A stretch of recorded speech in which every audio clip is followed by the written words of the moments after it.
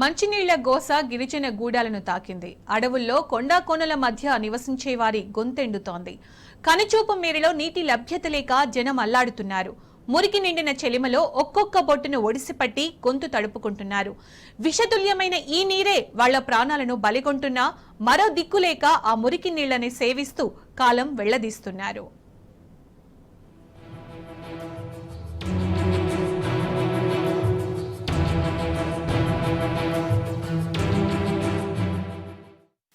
మీరు చూస్తున్న ఈ దృశ్యం తెలంగాణ ఏర్పాటు కాకముందుది కాదు. తాజాగా మార్పు కోసం కొలువుదీరిన కాంగ్రెస్ ప్రభుత్వ హయాంలోనిది. భద్రాద్రి కొత్తగూడెం జిల్లా అశ్వరావుపేట మండలంలోని రేగళ్ల గుంపు గొత్తికోయిల నేటి దుస్థితి ఇది.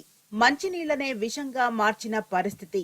ఆ నీళ్లు మంచివి కాదని తెలుసు, మురుగు పేరుకుందని తెలుసు. కానీ మరెక్కడా నీటి జాడ లేకపోవడంతో అదే నీటిని తాగుతున్నారు. అనారోగ్యం బారిన పడుతున్నారు. మరికొందరు అంతుచిక్కని పరిస్థితుల్లో ప్రాణాలు విడుస్తున్నారు. మనసున్న ఏ మనిషినైనా కదిలించి కంటతడి పెట్టించే ఈ దృశ్యాలు అశ్వరావుపేట మండలం రేగళ్ల గుంపులోని గొత్తికోయిల దుర్భర జీవితాన్ని ప్రతిబింబిస్తున్నాయి. పొట్టకూటి కోసం ఛత్తీస్గఢ్ నుంచి వలస వచ్చి ఇక్కడ నివాసాలు ఏర్పాటు చేసుకున్నారు గొత్తికోయలు. ఆ గూడానికి వెళ్లాలంటే పెదవాగు ప్రాజెక్టు గ్రామం నుంచి 8 కిలోమీటర్ల దూరం దట్టమైన అటవీ ప్రాంతంలో వాగులు, వంకల్లో రాళ్లు, రప్పలు, ముళ్ల పొదల్లో కాలినడకన వెళ్లాల్సిందే.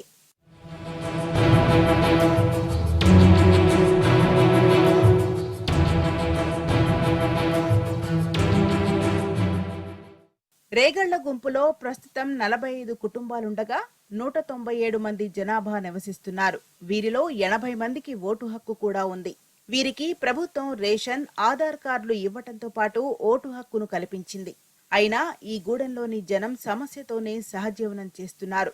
కనీసం బోరింగు పంపు కూడా లేదు. గూడానికి కిలోమీటర్ దూరంలో ఉన్న వాగులోని చెలిమ వీరికి ప్రధాన నీటి వనరు. అక్కడి నుండి తీసుకొచ్చిన నీటితోనే దాహం తీర్చుకుంటున్నారు.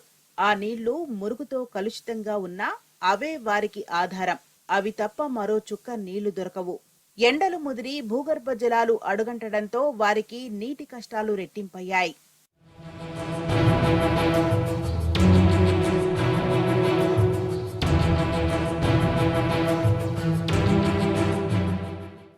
కలుషిత నీళ్లు విషంగా మారి రేగళ్ల గుంపులో అనేక మందిని పొట్టన పెట్టుకున్నాయి.